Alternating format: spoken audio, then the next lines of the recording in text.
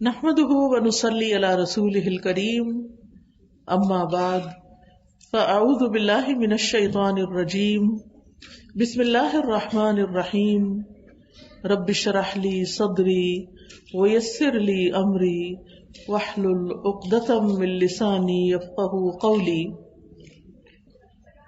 آج انشاءاللہ ہم رسول اللہ صلی اللہ علیہ وسلم کے بارے میں بات کریں گے۔ کسی کو ٹاپک یاد ہے؟ پیارے رسول کی گھریلو زندگی، ان سے ٹرانسلیشن ہے۔ پھر اگر کوئی بیمار ہو تو یہ رقیہ ہے، یعنی آیات جو ہیں رقیہ شریعہ کی اور دعائیں وہ ہیں، اس کو اول سے آخر تک پڑھ کے آپ خود بھی دم کر سکتے ہیں۔ اور یہ استخارے کے بارے میں، استخارے کی دعا ہے، تو یہ آپ کے گھر میں چیزیں ہونی چاہیے تاکہ جس وقت آپ کو ایسی کسی چیز کی ضرورت پڑے، اور اسی طرح آپ دوسروں کو بھی تحفے کے طور پہ دے سکتے ہیں۔ تو ایسی چیزیں لینا بھی ثواب، دینا بھی آگے لوگوں کو ثواب، یہ صدقہ جاریہ کے کاموں میں سے اللہ تعالیٰ ہمیں عمل کی توفیق عطا فرمائے۔ وآخر دعوانا ان الحمد للہ رب العالمین۔ سبحان اللہ والحمد للہ ولا الہ الا اللہ واللہ اکبر ولا حول ولا قوة الا باللہ العلی العظیم۔ اللہم صل علی محمد وعلی آل محمد کما صلیت علی ابراہیم وعلی آل ابراہیم انک حمید مجید۔ اللہم بارک علی محمد وعلی آل محمد کما بارکت علی ابراہیم وعلی آل ابراہیم انک حمید مجید۔ ربنا آتنا فی الدنیا حسنۃ وفی الآخرۃ حسنۃ وقنا عذاب النار۔ ربنا لا تزغ قلوبنا بعد إذ هديتنا وهب لنا من لدنك رحمة إنك أنت الوهاب۔ ربنا هب لنا من أزواجنا وذرياتنا قرة أعين واجعلنا للمتقين إماما۔ نبی صلی اللہ علیہ وسلم کی جو زندگی تھی وہ ایک اعتدال والی زندگی تھی، بہت بیلنسڈ تھی، جس میں عبادت بھی تھی، جس میں آپ کی ازدواجی زندگی بھی تھی، شادی بھی تھی، جس میں تعلیم بھی تھی، جس میں دشمنوں کے ساتھ جو معاملہ کرتے تھے وہ بھی تھا، جس میں ایک وقت میں تجارت بھی تھی، چاہے وہ یعنی شروع کے دور تھا، آپ لوگوں کے معاملات کے فیصلے بھی کرتے تھے، ان کے جھگڑے بھی نپٹاتے تھے، مسلمز کے ساتھ بھی آپ کا تعلق تھا، نان مسلمز کے ساتھ بھی تھا، اہل کتاب کے ساتھ تھا۔ تو یعنی کہ آپ کی زندگی کے مختلف رخ ہمیں نظر آتے ہیں۔ نبی صلی اللہ علیہ وسلم نے ایک موقع پر جب لوگوں نے کہا کہ ہم ہمیشہ روزہ رکھیں گے، افطار نہیں کریں گے، شادی نہیں کریں گے، اور ہم ساری رات نماز پڑھیں گے، سوئیں گے نہیں، تو آپ نے فرمایا کہ سن لو، اللہ کی قسم میں تم سب میں اللہ سے زیادہ ڈرنے والا ہوں اور زیادہ پرہیزگار ہوں۔ میں روزے رکھتا بھی ہوں اور افطار بھی کرتا ہوں، نفلی روزوں کی بات ہے، نماز پڑھتا ہوں رات کو اور سوتا بھی ہوں، میں نکاح بھی کرتا ہوں، یعنی میں نے شادی بھی کی ہے۔ جس نے میرے طریقے سے بے رغبتی کی، یعنی میرا طریقہ چھوڑ دیا کہ یہ سمجھا کہ شادی نہ کرنا زیادہ نیکی کا کام ہے، یا کھانا پینا کوئی غلط کام ہے، صرف روزہ ہی رکھنا چاہیے، وہ میرے طریقے پر نہیں ہے۔ تو آپ کا طریقہ کیا ہے؟ ایک بیلنسڈ لائف ہے جس میں اللہ کا حق بھی ہے، بندوں کا حق بھی ہے، نفس کا حق بھی ہے، کیونکہ نفس کے بھی کچھ تقاضے ہوتے ہیں، اس دل کے بھی کچھ تقاضے ہوتے ہیں۔ تو نبی صلی اللہ علیہ وسلم نے ان ساری چیزوں کو ریگولیٹ کیا ہے۔ سب سے پہلے آپ کی گھریلو زندگی میں آپ کے رول کو ایز اے ہسبینڈ میں تھوڑا سا ڈسکرائب کروں گی، اگرچہ وہ ڈائریکٹ خواتین سے متعلق نہیں ہے، لیکن آپ کے بچے بھی ہیں، آپ کے بیٹے بھی ہیں، آپ کے ہسبینڈ بھی ہیں، تو ہو سکتا ہے کہ آپ ان تک ہی خیر لے جانے کا باعث بنے، اور انڈائریکٹلی ہمیں بھی اس سے سیکھنا ہے۔ بحیثیت ہسبینڈ میں نے کیوں شروع کیا؟ کیونکہ گھر کس سے بنتا ہے؟ گھر کب بنتا ہے؟ شادی سے۔ شادی ہوتی ہے دو لوگوں کے بیچ میں، ہسبینڈ اینڈ وائف کے بیچ میں، دو مل کے گھر بناتے ہیں۔ تو اس میں گھر اینٹوں کے ساتھ اور لکڑیوں کے ساتھ ہی نہیں بنتا، بلکہ گھر کس کے ساتھ بنتا ہے؟ انسانوں کے ساتھ، گھر والوں کے ساتھ۔ جب گھر والے ہی اس میں نہ ہوں تو وہ گھر کیا گھر ہے؟ اور اگر گھر والوں سے ہی ہمارے ریلیشنز ٹھیک نہیں تو ہم کس گھر میں رہتے ہیں، کہاں رہتے ہیں؟ تو اس لیے یہ ٹاپک بہت اہم ہے، اور اسی وجہ سے میں نے چنا کہ ہم اپنی گھریلو زندگیوں کا جائزہ لیں، کیونکہ ویسٹ میں رہتے ہوئے یہ چیزیں بہت دیکھنے میں آ رہی ہیں کہ ہماری بچیوں کے اندر خاص طور پر اب گھر بنانے کا شوق نہیں رہا، انڈیپینڈنٹ لائف کا شوق ہے کہ ہم پڑھیں، جاب کریں، اپنی مرضی سے اپنے الگ اپارٹمنٹ میں رہیں، ہمیں کوئی پوچھنے والا نہ ہو، ہمیں کوئی کچھ کہنے والا نہ ہو، اور بچوں کی مصیبت تو ہم اپنے سر پہ لے ہی نہیں سکتے. ایسے تو نہیں نا زندگی گزرتی. یہ کوئی نیکی تو نہیں ہے نا؟ کیا واقعی یہ نیکی ہے؟ یعنی ہم اتنی اپنی مرضی کی لائف گزارنے کو سمجھے ہم بڑے کامیاب ہیں، اور پھر اگر ہم کسی دنیاوی اعتبار سے کسی بہت بڑے سی او بن گئے ہیں، کچھ بن گئے ہیں، اور ہم سمجھے کہ ہم نے زندگی میں بڑی اچیومنٹ کی ہے، اور اس کے مقابلے میں دوسری بہن نے شادی کی، بچے پیدا کیے، ان کو پالا، ان کو سی او بنا دیا، وہ کہتے ہیں اس نے کیا کیا؟ اس نے شاید اپنے اوپر ظلم کیا. نہیں، ظلم نہیں کیا. اس نے جو کچھ کیا ہے نا، جو دنیا میں ایک نسل کو تیار کیا ہے، یا پھر یہ ہے کہ اللہ تعالیٰ کے بتائے ہوئے فطری طریقے کے مطابق اس نے زندگی بسر کی ہے. اس نے اپنی دنیا بھی بنا لی اور آخرت بھی بنا لی. اور آپ اپنی صرف دنیا ہی بناتے جا رہے ہیں. یہ کب تک؟ صرف اس وقت تک جب تک آپ دنیا میں، یہ جب تک آپ جوان ہیں. یہ سب جوانی کی مستی ہے. جب اس وقت جوانی ختم ہو جائے گی پھر آپ کو سہارے کی ضرورت پڑے گی. اور اگر جوانی میں آپ نے ریلیشنز نہیں بنائے نا، تو بڑھاپے میں ریلیشنز نہیں بنتے ہوتے. میاں بیوی کے بیچ میں بھی اگر جوانی میں انڈرسٹینڈنگ ڈیولپ، شروع میں ٹیزنگ پیریڈ ہوتا ہے، انڈرسٹینڈنگ ڈیولپ ہو جائے تو لیٹر لائف میں جب بچے پیدا ہونے کے بعد بڑے کر کے وہ اپنے اڑ جاتے ہیں کہیں، تو پھر دونوں ایک دوسرے کا سہارا بنتے ہیں اور دونوں کو ایک دوسرے کی ضرورت ہوتی ہے. اسی لیے اللہ تعالیٰ نے اس رشتے کو مودت اور رحمت کا رشتہ کہا ہے کہ اس میں ابتدا میں محبت ہوتی ہے اور پھر آگے جا کے پھر رحمت. ایک دوسرے کا خیال رکھتے ہیں. ذرا سا سر درد ہو جائے، ذرا سا شوگر ہائی ہو جائے، ذرا سا بلڈ پریشر ہائی ہو جائے، تو سارے کام چھوڑ چھاڑ کے پاس بیٹھ جاتے ہیں کہ آپ ٹھیک تو ہیں نا، آپ ٹھیک تو ہیں. اور یہی چیز ایک محبت پیدا کرتی ہے نا آپس میں، کہ ایک دوسرے کی کیئر کرنا. تو بہرحال رسول اللہ صلی اللہ علیہ وسلم اپنے گھر والوں کے لیے سب سے زیادہ بہترین تھے. نبی صلی اللہ علیہ وسلم نے فرمایا، سنن ابن ماجہ کی روایت ہے، تم میں سب سے بہتر وہ ہے جو اپنے گھر والوں کے لیے بہتر ہو. یہ سب سے اچھے انسان کا کرائیٹیریا بتایا جا رہا ہے. یہ نہیں کہا جو ساری رات نماز پڑھتا ہو اور جو سارا دن روزہ رکھتا ہو وہ سب سے بہترین ہے تم میں. یہ نہیں کہا. اپنے فرائض ادا کرنے کے بعد سب سے بہترین وہ ہے جو اپنے گھر والوں کے لیے اچھا ہو. اور تم سب کی نسبت، یعنی تم سب سے زیادہ میں اپنے گھر والوں کے لیے بہتر ہوں. آج ہم میں سے کون ہے جو یہ کہے کہ میں اپنے گھر والوں کے لیے سب سے بہتر ہوں، سب سے اچھا سلوک میں اپنے گھر والوں سے کرتا ہوں. ہم اکثر یہ دیکھنے میں آئے، لوگ اپنے فرینڈز کے ساتھ اتنا ہنسی مذاق کریں گے، اتنے خوش ہوں گے، ان کو کھلائیں گے، پلائیں گے، ان کو کھانے پہ لے جائیں گے، کافی پہ لے جائیں گے، ادھر لے جائیں گے، ادھر لے جائیں گے. جو یہ گھر آئیں گے لڑائی شروع کر دیں گے. ساری خوشیاں وہاں بانٹ کے گھر میں خالی داخل ہوئے، اور پھر بیوی سے یا جو بھی بہن بھائی جس کے ساتھ بھی رہتے ہیں ان کے ساتھ موڈ آف کر کے بیٹھ گئے. یہ کیوں، چھوٹی سی بات پکڑ لی، یہ کیوں نہیں ہوا، وہ کیوں نہیں ہوا. اللہ کی نظر میں آپ کون ہیں پھر؟ سب سے بہتر. اللہ کی نظر میں آپ بہتر ہیں کہ آپ باہر بھی اچھا کر کے آئے لیکن گھر آ کے آپ اس سے بھی اچھے بن گئے. یہ کرائیٹیریا رکھیں. آپ اپنے ورک پلیس پہ ہیں، آپ اپنے کالج میں ہیں، اسکول میں ہیں، کہیں پر بھی ہیں، وہاں آپ لوگوں سے اچھا معاملہ کرتے ہیں، سب آپ کو بہت پسند کرتے ہیں کہ آپ بڑے اچھے اخلاق کے انسان ہیں. لیکن جو ہی گھر میں انٹر ہو تو آپ کی امی کہ میرا بچہ تو سب سے زیادہ میرا فرمانبردار ہے. ابو عبداللہ الجدلی کہتے ہیں، میں نے عائشہ رضی اللہ تعالیٰ عنہا سے کہا کہ رسول اللہ صلی اللہ علیہ وسلم کا اپنے گھر والوں کے ساتھ کیسا اخلاق تھا. لوگ گھر والوں سے پوچھتے ہیں نا کہ یہ باہر تو اتنے اچھے ہوتے ہیں، اندر کیسے ہیں. انہوں نے بتایا کہ وہ تمام لوگوں میں سب سے زیادہ اچھے اخلاق والے ہیں.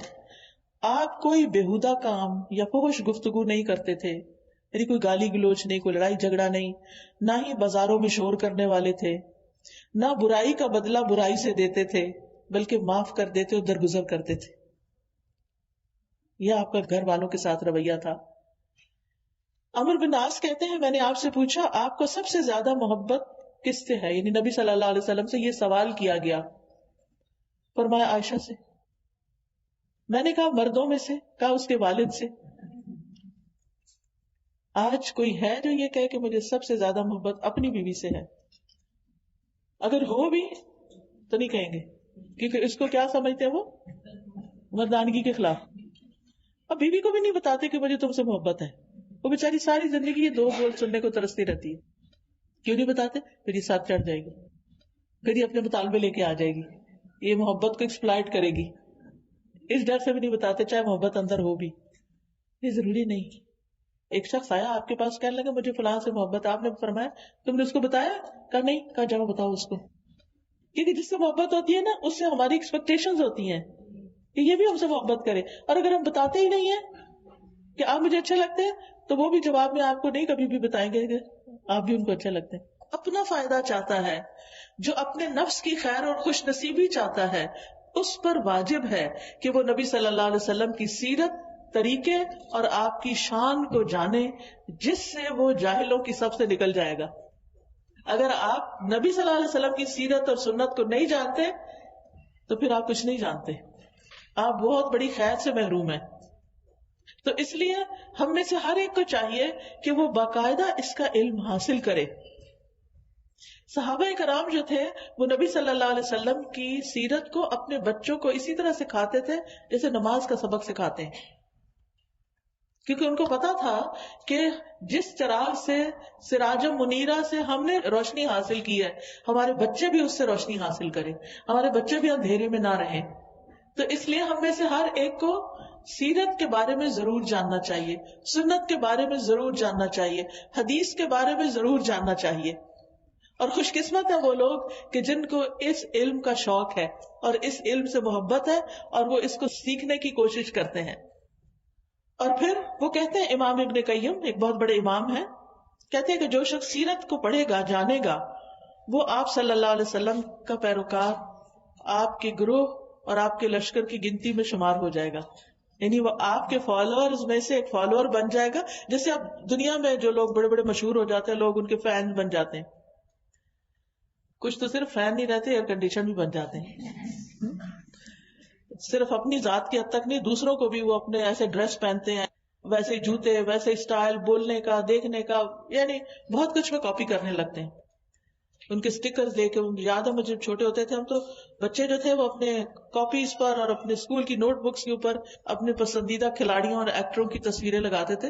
اور جب سٹیکر نہیں ہوتے تھے، میں نے اس سے پہلے کا زمانہ بھی دیکھا ہوا، تو لوگ اخباروں سے کاٹ کاٹ کے تصویریں، شاید آپ نے بھی، وہ آپ میں سے کچھ لوگوں نے دور دیکھا، اخباروں میں سے تصویریں کاٹ کاٹ کے اور اپنی کاپیز کے اوپر گوند سے لگاتے تھے. جب گوند بھی نہیں ہوتی تھی تو گھر میں لیوی بنتی تھی. کسی نے دیکھی ہوئی لیوی؟ ماشاءاللہ آپ لوگ جانتے ہیں، میدے کے ساتھ پانی میں پکا کے تو گھر میں لیوی بنا کے تو وہ اس سے چپکاتے تھے. مجھے اچھی طرح یاد ہے کہ میں اس وقت بہت چھوٹی تھی، تو ذوالفقار علی بھٹو اس وقت وہ تھے وزیر خارجہ تھے شاید، تو ان کے اکثر بیان آتے تھے اور اخبار میں طرح طرح کی تصویریں آتی تھی. پتہ نہیں مجھے کیا کریز ہوا، تو میں نے وہ کاٹ کاٹ کے لگانی شروع کر دی. کچھ پتہ نہیں، کچھ خبر نہیں کون ہے کیا ہے، لیکن وہ جیسے ہر کوئی باتیں کر رہا ہوتا ہے تو انسان، بچے بھی انسپائر ہو جاتے ہیں اور پھر وہ وہی کچھ کرنے لگ جاتے ہیں.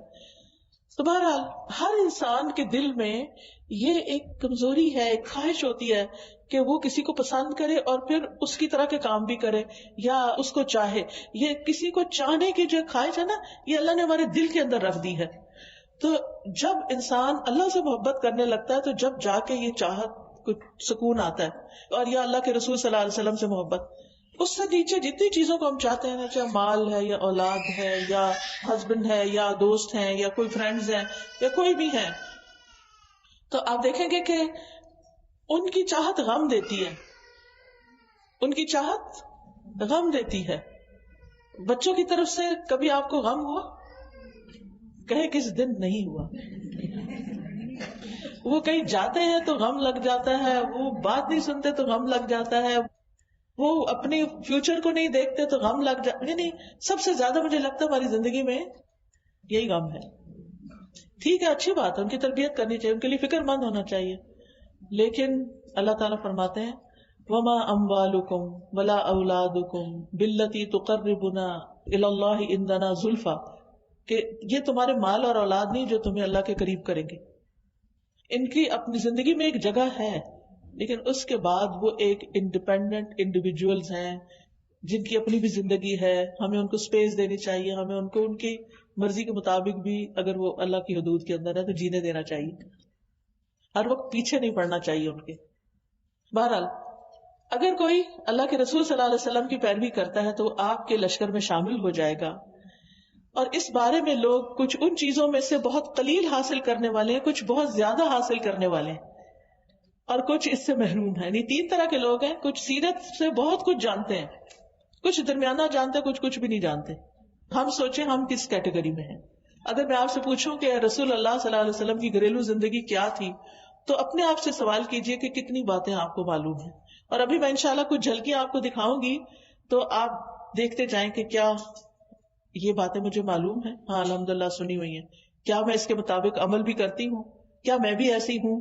کیا ایسا کرنا چاہیے؟ اگر نہیں تو مجھے ایسا کرنے کی نیت کر لینی چاہیے، ارادہ کرنا چاہیے، اور مجھے بھی اپنی زندگی کو بہتر بنانا ہے. وہ کہتے ہیں امام ابن قیم، بس فضل اور مہربانی اللہ کے ہاتھ میں ہے، اپنے بندوں میں سے جس کو چاہتا ہے عطا کر دیتا ہے، اور وہ بڑے فضل والا ہے. یعنی یہ علم کیا ہے؟ اللہ کی مہربانی ہے، اللہ کا فضل ہے، جس کو چاہتا ہے عطا کرتا ہے.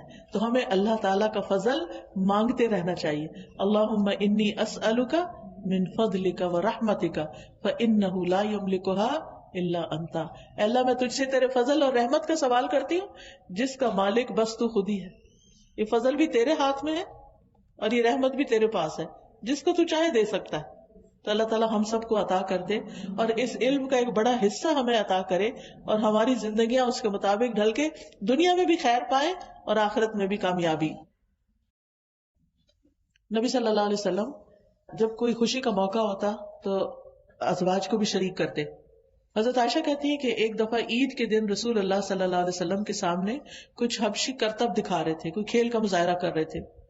میں نبی صلی اللہ علیہ وسلم کے کندھے پر سر رکھ کر انہیں جھانک کے دیکھنے لگ گئی. نہیں آپ آگے کھڑے تھے، میں آپ کے پیچھے کندھے پہ جیسے ایسے رکھ کے ٹیک لگا کے تو دیکھنے لگ گئی. آپ نے اپنے کندھے میرے لیے جھکا دیے. آپ کا قد بڑا ہوگا اور ان کا ذرا چھوٹا ہوگا، یا جیسے بھی. میں آپ کے کندھوں پر انہیں دیکھتی رہی، یعنی اسٹیک لگا کے دیکھتی رہی. جب میرا دل بھر گیا تو واپس آ گئی. اب یہ ہسبینڈ کا فیسیلیٹیٹ کرنا ہے. اگر یہ یہاں ہسبینڈ کا رول سمجھ آ رہا ہے، لیکن بعض اوقات وائس ورثا بھی ہوتا ہے نا. ہمیں کوئی سپورٹ دینی ہوتی ہے، بعض اوقات کوئی گھر میں بیمار ہو سکتا ہے. مجھے یاد ہے میرے والد جب بہت ایج ان کی ہو گئی تھی تو پھر وہ چل نہیں پاتے تھے، تو ان کے لیے ہر چیز بستر پر ہی ان کو کھانا دینا سب کچھ کرنا ہوتا تھا. میری والدہ کی ایج ان سے کافی چھوٹی تھی، لیکن پھر بھی امی بھی ایک ایج پہ آ کے تو اتنی اسٹرانگ نہیں رہی تھی، لیکن پھر بھی وہ ان کے پاس ہر چیز ان کی کرتی تھی، اور ہر لحاظ سے انہوں نے اپنی ساری ایکٹیویٹی ختم کر دی تھی. چھوٹے بچے کی طرح سارا کچھ امی کا ابا جی کے ارد گرد وہ ہو گیا تھا. اب اگر یہ محبت نہ ہو، کیئر نہ ہو، تو انسان کہتا ہے کہ اب میں یہاں سے بھاگنے کا کوئی رستہ نکالوں، اب مجھ پہ لائبلٹی آ گئی، یا کہیں جا کے جمع کراؤں کہ کوئی اور دیکھے. تو یہ محبت ہوتی ہے رشتوں کے بیچ میں، اور اللہ کی خاطر جو محبت ہوتی ہے کہ اس کا ریوارڈ اللہ سے ہمیں ملے گا، تو یہ بہت سے کام آسان کر دیتی ہے. پھر نبی صلی اللہ علیہ وسلم سے حضرت عائشہ بھی بہت چھوٹی تھی، تو وہ ان کی دلچسپیوں کا خیال رکھتے تھے. حضرت عائشہ کہتی ہے کہ وہ ایک سفر میں نبی صلی اللہ علیہ وسلم کے ساتھ تھی. میں نے آپ کے ساتھ پیدل دوڑ لگائی اور میں جیت گئی. پھر کچھ عرصے بعد میرا جسم بھاری ہو گیا، میں نے پھر آپ کے ساتھ دوڑ لگائی، اس مرتبہ آپ جیت گئے. آپ نے فرمایا آج کی جیت پچھلی ہار کا بدلہ ہے. آج آپ دیکھیں کہ ہسبینڈ کے پاس ٹائم ہی نہیں کہ ایسی کوئی دوڑ لگائیں، یا واک ہی ایون واک پہ جانے کا وقت نہیں ہوتا اکٹھے، کیونکہ ہوتا ہی ہے نا کہ انسان گھریلو ذمہ داریوں اور بہت ساری چیزوں سے جب فارغ ہوتا ہے تو پھر دونوں کو اکٹھے ٹائم سپینڈ کرنے کا بھی کچھ موقع مل جاتا ہے. اس کو بھی انسان اگر ایک سنت سمجھ کے کرے. آپ میں سے کتنی خواتین نے اپنے ہسبینڈ کے ساتھ دوڑ لگائی ہوئی ہے؟ وہ بس فیو ہینڈز کھڑے ہیں. واک نہیں، دوڑ. ہاں اب دوڑ لگائیں، اب دوڑ لگا کے دیکھیں. ہم نا رسول اللہ صلی اللہ علیہ وسلم کے تقدس کے بارے میں، چونکہ ہم آپ کا نام آتا ہے، درود شریف پڑھتے ہیں، آپ کی عزت کرتے ہیں، ہم سوچ بھی نہیں سکتے کہ اچھا آپ دوڑ بھی لگا سکتے ہیں، اور وہ بھی اپنی وائف کے ساتھ. یہ بھی سنت ہے، یہ بھی زندگی گزارنے کا ایک طریقہ ہے. ہماری زندگیوں سے خوشیاں ہی ختم ہو گئی ہیں، اکٹھے ٹائم سپینڈ کرنا ہی ختم ہو گیا. ایک دوسرے کو ٹائم دینا ہے کہ وقت ہے ہی نہیں.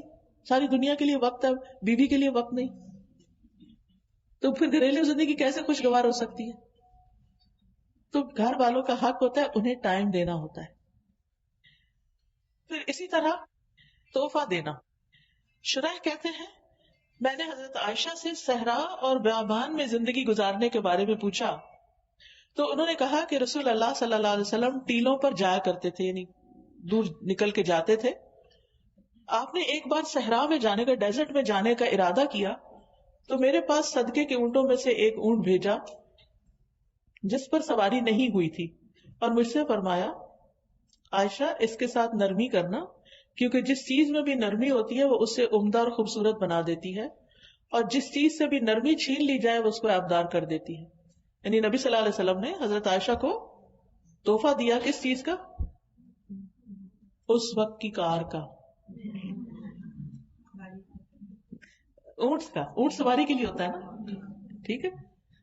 تو آج آپ دیکھیں الحمدللہ بہت سے ہسبینڈ اپنی وائف کو جب وہ ٹیسٹ پاس کر لیتی ہیں ڈرائیونگ مشکل سے تو پھر تحفے میں گاڑی دیتے ہیں.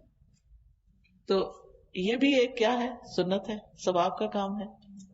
اور ایسے تحفے دے کے جتانے نہیں چاہیے. اور کیا کروں تمہارے لیے، گاڑی بھی تمہیں لے دی، اب تم خود جاؤ خود کرو. نہیں، تحفہ دے کے کبھی کسی کو احساس نہ دلائیں گے میں نے تمہیں تحفہ دیا، بلکہ شکر کریں اس نے قبول کیا ہے. خوشی اس کی ہوتی ہے نا کہ قبول کر لیتا ہے. پھر اسی طرح آپ گھر والوں کے آرام کا بھی خیال رکھتے تھے. حضرت عائشہ فرماتی ہیں کہ میرے پاس نبی صلی اللہ علیہ وسلم میری باری کی رات میں تھے. آپ نے کروٹ لی اور اپنی چادر اوڑھ لی اور جوتے اتارے اور ان کو اپنے پاؤں کے پاس رکھ دیا. کہاں سوتے تھے؟ نیچے، ٹھیک ہے. اور اپنی چادر کا کنارہ اپنے بستر پر بچھایا اور لیٹ گئے. اور آپ اتنی ہی دیر ٹھہرے کہ آپ نے گمان کر لیا کہ میں سو چکی ہوں. پھر آپ نے آہستہ سے اپنی چادر اوڑھی، آہستہ سے جوتا پہنا، آہستہ سے دروازہ کھولا، باہر نکلا، آہستہ سے دروازہ بند کیا. اتنی دفعہ آہستہ لفظ آیا، آہستہ آہستہ آہستہ آہستہ. ہم صبح سویرے تہجد پڑھنے کے لیے کیا کرتے ہیں؟ اتنا زور کا الارم لگائیں گے کہ سارا گھر جاگ اٹھے، کیونکہ ہمیں نہیں جاگ کھلتی تو اس لیے لگانا ہی ہے نا. تو ایسا طریقہ اختیار کریں، اللہ تعالیٰ سے دعا کر کے اللہ تعالیٰ آنکھ کھل جائے. اور پھر جب بیڈ سے اٹھے تو آرام سے اٹھے. اگر گھر میں دوسرا واش روم ہے تو بیڈ روم کا واش روم نہیں یوز کریں، چپکے سے باہر نکلے، چپکے سے. اور اگر کوئی کچن ساتھ ہے یا کوئی اور چیز ساتھ ہے تو دروازہ آرام سے بند کر کے پھر کوئی کام کرے. کیونکہ ہمارے اب مشکل یہ ہے نا کہ اتنی مشینیں گھر میں چل رہی ہوتی ہیں. کافی بنانی ہے اگر صبح تو مشین چلے گی، اور اگر کوئی اور اسی طرح کا اگر ڈش واشر چلانا ہے یا واشنگ مشین چلانا، ہر چیز کا شور ہے گھر میں. تو جب ہسبینڈ آرام کر رہا ہو تو اس ٹائم پر یہ کام نہ شروع کر دیں. اس کے لیے ٹائم مینجمنٹ کرے، کوئی اور ٹائم نکالیں. کیونکہ ہم سوچتے ہیں پھر میں کیا کروں، میرے پاس بھی یہی ٹائم ہے اور میرے پاس اور کوئی ٹائم نہیں ہے، مجھے اب صبح برتن چاہیے، مجھے تو چاہیے، میں تو لگانا ہے. ضد نہیں کرنی. اچھا سوچے اچھا اور کون سا وقت ہو سکتا ہے جب یہ گھر پہ نہ ہو، جب یہ ڈسٹرب نہ ہو. یہاں تو نبی صلی اللہ علیہ وسلم بیوی کا خیال کر رہے ہیں، تو کیا بیوی کے لیے لازم نہیں ہے کہ وہ ہسبینڈ کا خیال کرے؟ دونوں طرف دیکھیے. ایک بات یاد رکھیے، کوئی ریلیشن شپ ون سائیڈڈ نہیں ہوتا، دو طرف سے معاملہ ہوا کرتا ہے. اور انتظار نہ کیا کرے کہ پہل کوئی اور کرے. کیا کرنا چاہیے؟ خود کر لیں. جو چیز آپ چاہتے ہیں نا دوسرا آپ کے ساتھ کرے وہ آپ کر لیں. اچھا بعض اوقات کچھ لوگ اس کو بھی ایکسپٹ نہیں کرتے. کچھ سخت دل لوگ ہوتے ہیں، اگر آپ ان سے یہ بھی پوچھنا پانی پینا تو تمہیں ہر وقت یہ پوچھنے کی یاد رکھتا ہے پانی پینا پانی پینا. کیونکہ ہمیں یہ ہوتا ہے نا آج کل پیاس وغیرہ کم لگتی ہے تو ڈاکٹر کہتے ہیں 8 گلاس پانی پیو، یہ کرو وہ کرو. تو پھر ہم دیکھتے ہیں پانی کوئی نہیں پیا ہسبینڈ نے، تو پھر ہم کہتے ہیں آپ کو پانی پینا ہے، آپ پانی پیئیں. وہ اس کو بھی مائنڈ کر جاتے ہیں. پھر تو ایک تو طریقہ سوچا آپ ان سے ہی پوچھ لیں. اچھا پھر میں کیسے کہوں، آپ مجھے بتا دیں، میں ویسے ہی آپ کی خدمت میں حاضر ہو جاؤں گی، لیکن آپ کو یاد دہانی. میں بعض اوقات کہتی ہوں مجھے اچھا تو نہیں لگ رہا لیکن ڈاکٹر نے کہا تھا نا یہ کرنا ہے، تو پھر کچھ نہیں کہتے، ٹھیک ہے ہاں تم صحیح کہہ رہی ہو. پھر کبھی کہتا ہے اچھا تم نے یاد کرا دینا تھا نا، تم نے کہہ دینا تھا نا. نہیں اس وقت جب کوئی کھا رہا ہو نا اس وقت نہیں کہتے کہ میٹھا نہیں کھانا کیونکہ شوگر آئی ہو جائے، کیونکہ وہ کسی کے منہ سے نوالا چھین دے نا وہ بڑا تکلیف دہ ہوتا ہے. ایسی چیزوں سے بھی بچنا چاہیے. سامنے نہ رکھیں، یہ بہت اچھی ٹپ ہے. سامنے نہ رکھیں، خود سامنے بیٹھ کے نہ کھائیں. یعنی کچھ چیزیں پہ سیکریفائس ساتھ چلنے کے لیے کرنی پڑتی ہے نا، تب ریلیشن شپ اچھے ہوتے ہیں. بہت سی خواتین شکایت کرتی ہیں وہ ہمارے ہسبینڈ تو نماز پڑھنے کو بھی مائنڈ کرتے ہیں، ان کو تو میری نماز بھی اچھی نہیں لگتی. یہ نہیں بتاتی کیوں نہیں اچھی لگتی، مسئلہ کیا ہے. کئی خواتین کیا کرتی ہیں، ادھر سے ہسبینڈ کے آنے کا وقت انہیں جلدی سے نماز شروع کر دی، ان کے آنے سے پہلے پڑھ لوں، اور آنے پر بھی ختم نہیں کرتی، نہ سلام نہ ویلکم نہ کچھ. تو پھر نتیجہ کیا نکلتا ہے، وہ چپ کر کے پھر دیکھیں گے ہاں نماز پڑھ رہے ہیں، پھر نماز پڑھ رہے ہیں، پھر نماز پڑھ رہے ہیں. ہاں اگر آپ کو پتا ہے کہ اس وقت وہ نہیں تو جو مرضی کریں، لیکن بعض اوقات اچانک بھی ایسے ہو جاتا ہے آپ کو نہیں پتا تھا اس وقت کوئی آئے گا، آپ شروع کر دیتے ہیں. لیکن اپنی طرف سے کوشش کریں کہ ایسی چیزیں کم ہوں. اور اسی طرح بعض اوقات ہم کوئی ذکر کر رہے ہوتے ہیں، کوئی وظیفہ کر رہے ہوتے ہیں، اتنے میں آ جاتے ہیں وہ فجر پڑھ کے سلام کرتے ہیں، چپ، اسمائل تو دے دے کم از کم، چپ کرا رہے اسمائل ہی دے دیں، اسمائل دے کے پھر اس کے بعد روک لے وظیفہ تھوڑا سا، اس سے کچھ فرق نہیں پڑتا. یہ جو پابندیاں لگا دیتے ہیں نا، بغیر بولے اتنی دفعہ پڑھی 1000 دفعہ، وہ بڑی مشکل کر دیتا ہے. ایسا دین میں کچھ بھی نہیں ہے، کہیں نبی صلی اللہ علیہ وسلم نے اس طرح کی پابندیاں نہیں لگائی کہ 1000 دفعہ بغیر بولے پڑھیں گے. وہ ضرور انسان. اچھا تو کچھ لوگ اور ایکسٹریم پہ چلے جاتے ہیں، وہ اعتکاف بیٹھتے ہیں لکھ لکھ کے، چابی کہاں رکھی ہے وہ لکھ کر دیں گے، بولیں گے نہیں. تو نیچرل رہیں، نیچرل. اچھا پھر اسی طرح ایک دفعہ سفر کے موقع پر آپ صلی اللہ علیہ وسلم اپنی ازواج کے پاس تشریف لائے. اونٹ ہانکنے والا اونٹوں کو تیز تیز چلا رہا تھا، بڑی ریش ڈرائیونگ کر رہا تھا. اس کا نام انجشا تھا. آپ نے فرمایا انجشا تیری خرابی ہو، اونٹوں کو آہستہ چلاؤ، نازک آبگینے سوار ہیں، کرسٹلز ہیں، ڈیلیکیٹ کرسٹلز ہیں، تم اتنی دھکے لگا لگا کے اونٹوں کو بھگا رہے ہو. اوپر آپ کو پتا نا اونٹ کی پھر اگر اونٹ بھاگے تو پھر اوپر بیٹھنے والے کا حال کیا ہوگا، اس کا انجر پنجر ڈھیلا پڑ جائے گا. تو آپ نے اس کا بھی خیال رکھا کہ دیکھو ان کو تکلیف نہ پہنچے، یہ کیئر ہے نا. پھر اسی طرح حضرت انس کہتے ہیں میں نے دیکھا کہ رسول اللہ صلی اللہ علیہ وسلم حضرت صفیہ کی وجہ سے اپنے پیچھے اونٹ کی کوہان کے ارد گرد اپنی ابا سے پردہ کیے ہوئے تھے، یعنی کہ کور کیے ہوئے تھے ان کو. جب وہ سواری پہ سوار ہوتی آپ اپنے اونٹ کے پاس بیٹھ جاتے، اپنا گھٹنا کھڑا رکھتے، حضرت صفیہ اپنا پاؤں آپ کے گھٹنے پہ رکھ کر سیڑھی بنا کر اوپر بیٹھتی تھی. سبحان اللہ. یعنی اور یہ کوئی عام انسان نہیں ہے، یہ اللہ کے رسول ہیں جن پر اللہ تعالیٰ درود بھیجتے ہیں، ان کی تعریف کرتے ہیں ملائے اعلیٰ میں، جن پر فرشتے درود بھیجتے ہیں، جن پر درود بھیجنا ہمارے لیے لازم کر دیا گیا ہے. یہ اللہ کے رسول ہیں صلی اللہ علیہ وسلم. یہ اپنی بیوی کو سوار کرنے کے لیے اپنا گھٹنا آگے کر رہے ہیں کہ اس پہ پاؤں رکھ کے چڑھ جاؤ، آسانی دینے کے لیے. اور آپ کو پتا ہے صفیہ کون ہے؟ پتا ہے نا؟ کتنے لوگوں کو پتا ہے؟ یہودی کی بیٹی تھی جو آپ کا بہت دشمن تھا، لیکن یہ مسلمان ہو گئی، جنگ میں پکڑی ہوئی آئی تھی، پھر ان کو آزادی ملی، پھر نبی صلی اللہ علیہ وسلم نے ان سے نکاح کیا. ورنہ آپ سوچتے اس عورت کا باپ تو ایسا ویسا تھا.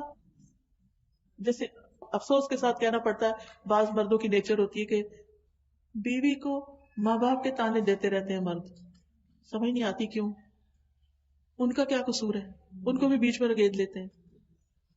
انہوں نے پیدا کر کے پال کے جوان کر کے آپ کو دیا ہے تحفہ اور آپ اس کی یہ قدر کر رہے ہیں، کتنی ناشکری کی بات ہے. پھر اسی طرح بیوی کی مشکلات میں آپ ساتھ دیتے تھے. حضرت عائشہ کہتی ہیں کہ ہم رسول اللہ صلی اللہ علیہ وسلم کے ساتھ کسی سفر میں تھے، جب ہم مقام بیدا یا ذات الجیش پر پہنچے تو میرا ہار کھو گیا. رسول اللہ صلی اللہ علیہ وسلم ہار کی تلاش میں وہیں ٹھہر گئے، لوگ بھی آپ کے ساتھ ٹھہرے، پورے لشکر کو روک دیا. اگر آپ 2-4 فیملیز مل کے جا رہی ہیں اور آپ کی کوئی چیز کھو جائے اور آپ سب کو روک دیں تو پھر کیا ہوگا. اور کیا ہوا، وہاں پانی نہیں تھا، پانی نہیں تھا، لوگوں کی نماز جا رہی تھی. حضرت ابوبکر کو لوگ کہہ رہے تھے دیکھیں آپ کی بیٹی نے کیا کیا. ان کو غصہ آیا، وہ آئے حضرت عائشہ کے خیمے میں، نبی صلی اللہ علیہ وسلم حضرت عائشہ کی گود میں سر رکھ کے سو رہے تھے. تو حضرت ابوبکر نے حضرت عائشہ کو سائڈ پہ زور سے ایسے کیا، تمہاری وجہ سے یہ سب ہو رہا ہے. باپ تھے، لیکن نبی صلی اللہ علیہ وسلم نے ایک بات بھی نہیں کی حضرت عائشہ کو کہ تمہیں ہار پہن کے آنے کی کیا ضرورت تھی. اور وہ بھی ایک روایت میں آتا انہوں نے کسی سے ادھارا لیا تھا. کوئی بات نہیں، کبھی کبھی جیسے شادی ہوتی ہے تو سارا زیور اب تو اتنا مہنگا ہو گیا سونا، اتنے بڑے بڑے ہاتھ تو نہیں بنائے جا سکتے، اب تو آرٹیفیشل بھی ہوتا ہے، لیکن اگر بہن کا پہن لیا اس کا مجھے یاد ہے کہ میری شادی پہ جو، یا اللہ پاک جو کچھ ہم نے پڑھا ہے سنا ہے ہمیں اس پر عمل کی توفیق عطا فرما، یا رب العالمین ہمارے بچوں کو ہدایت عطا فرما، یا اللہ ہمیں ان کی طرف سے خوشیاں عطا فرما، ان کے بارے میں ہماری ساری فکر اور پریشانی دور کر دے، یا رب العالمین ہمیں مرتے دم تک ایمان پر استقامت نصیب فرمانا، اور ہمیں کل موت کے وقت کلمہ لا الہ الا اللہ نصیب فرمانا، یا اللہ ہمیں ہماری قبر کو روشن کر دینا، ہمارا حساب آسان کر دینا، قیامت کے دن اپنی ملاقات کو ہمارے لیے بہت خوشگوار کر دینا، ہمارے نامہ اعمال کو نیکیوں کو ڈھیوی کر دینا، یا اللہ ہمیں جنت الفردوس عطا فرمانا، نبی صلی اللہ علیہ وسلم کے ہاتھوں حوض کوثر پر پانی نصیب فرمانا، اور پل صراط کو تیزی سے پار کروا دینا، اور جنت کے دروازوں کو ہمارے لیے کھول دینا، اور ہمیشہ ہمیشہ کی زندگی کو ہمارے لیے اپنے دیدار کے ساتھ خوشگوار کر دینا، یا اللہ ہماری جتنی بہنیں آئی ہیں ان سب کے آنے کو قبول فرما، اور ان سب کو اجر عظیم عطا فرما، ان سب کی پریشانیاں دور فرما، ان سب کو صحت عطا فرما، یا اللہ ہمارے والدین پر اپنی رحمت فرما، اللہ ہمیں دن رات اپنے اطاعت گزار بندہ بنا دے، ربنا تقبل منا انک انت السمیع العلیم وتب علینا انک انت التواب الرحیم، یا اللہ اس مسجد کو دن دگنی رات چگنی ترقی عطا فرما، یا رب العالمین ہم سب ان مسجدوں کو آباد کرنے والے ہوں، ہماری نسلیں ان مسجدوں کو آباد کرنے والی ہوں، یا رب العالمین جو بھی اس کا انتظام کر رہے ہیں انہیں اس کی بہترین جزائے خیر عطا فرما، ربنا تقبل منا انک انت السمیع العلیم وتب علینا انک انت التواب الرحیم، وصلی اللہ تعالی علی خیر خلقہ محمد وعلی آلہ واصحابہ واہل بیتہ اجمعین برحمتک یا ارحم الراحمین۔ چھوٹی سی چیز مجھے یاد آئی ہے دعا کرتے ہوئے کہ جب کبھی آپ کسی بھی مسجد میں جائیں نا تو اس میں ضرور کچھ نہ کچھ ڈال کے آیا کریں، چاہے $1، چند پینس، 5، 10، 20، 50، جو آپ کا دل کرے، کوئی بھی مسجد کہیں بھی جائیں۔ کیوں؟